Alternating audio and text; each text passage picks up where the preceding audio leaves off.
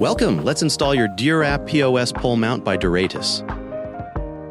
Inside the box, you'll find the pole mount, a plate, an installation kit, and a printed installation guide. The plate may differ from the one shown in this video.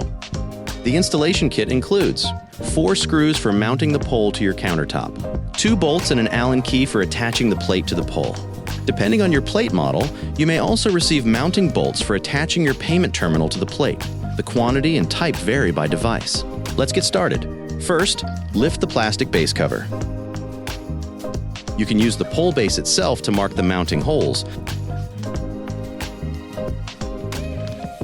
or use the drilling template included in the printed installation guide. We recommend pre-drilling the holes before installing the screws. Secure the pole using the 4 supplied screws, or use alternative fasteners better suited to your countertop material. Once the pole is firmly mounted, snap the base cover back into place. Now it's time to attach the plate. Using the 2 supplied bolts and the included Allen key, fasten the plate to the pole. On the back of the pole, you'll find the rotation lock screw.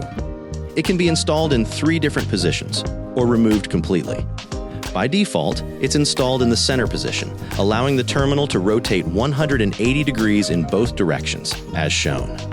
Move the screw to the right position to allow a 180-degree rotation on the right side. Move it to the left position to allow a 180-degree rotation on the left side.